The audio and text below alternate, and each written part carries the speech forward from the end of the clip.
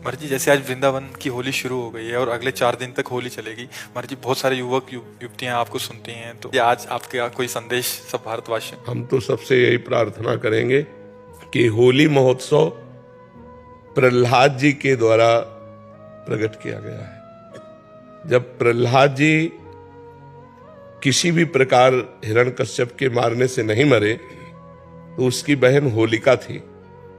वो हिरण्यकश्यप को उदास देखा, उसने कहा भैया उदास क्यों हो? तो उनका ये प्रहलाद मर नहीं रहा, तो उनका आज मर जाएगा। लकड़ी का बहुत सा ढेर लगाया जाए और उसमें लेकर हम प्रहलाद को बैठ जाएंगे, तो हमें अग्नि से वरदान मिला है, एक पट, शीतल पट, जिसको हम ओढ़ लेंगे तो हमारा रोम भी नहीं झुलसेगा और प्रहलाद मर जाएगा। बड़ा प्रसन्न हुआ हिरण्यकश्यप। उसने बहुत लकड़ी का पहाड़ लगाया, उसमें ऐसा बनाया जिसमें प्रहलाद जी को लेकर उनकी बहन बैठ गई। प्रहलाद जी की बुआ हुई हिरण्यकश्यप की बहन। आग लगा दी गई, तो भगवान की कृपा से ऐसी वायु चली कि शीतल पट प्रहलाद जी के ऊपर आ गया और वो जलकर राख हो गई।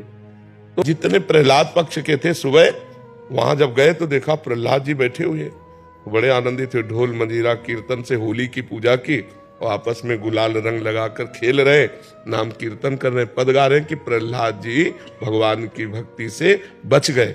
तो ये उत्सव मनाया जा रहा है।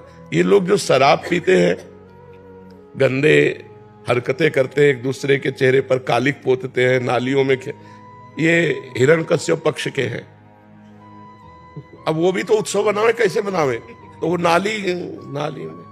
नालियों में गोबर कीचड़, उसकी हिरण्यकश्यप पक्ष की पार्टी, और एक होती साधुता की पार्टी। एक दूसरे पे गुलाल लगाए, राम कृष्ण हरि बोले और बैठकर पद गायन किए और खूब गुझियां और मिठाई भोग लगा कि ठाकुर जी को, और पाए आनंद मनाए। तो हमारी समस्त देशवासियों से प्रार्थना है, कोई भी व्यसन न किया जाए। व्यसन उत्सव को खराब कर देता है, जैसे शराब है और भी हुक्का है, ड्रग्स है, कोई भी नशा मत करो। फ्रेश माइंड से भगवान का नाम जप करते हुए, पद गायन करते हुए होली का आनंद लो।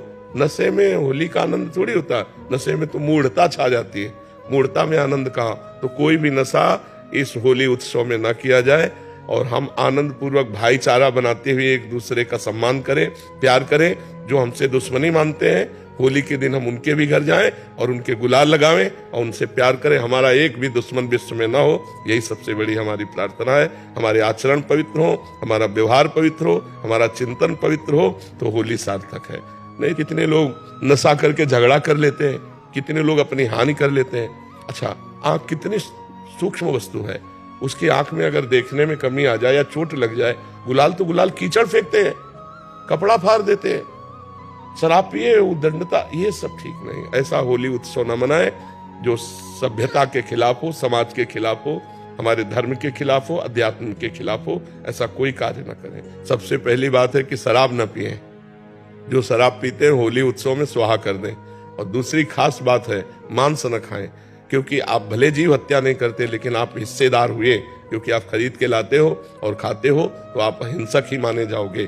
तीसरी बात, किसी माता बहन की तरफ गंदी दृष्टि मत देखो, जैसे तुम्हारी बहन ऐसे दूसरे की बहन। तो आप पवित्र ब्रह्मचर्य रहिए और जो अपनी पत्नी है उसी पे अनुराग कीजिए। ये 3 बातें छोड़ने की कोशिश कीजिए: शराब, मानुष, व्यभिचार।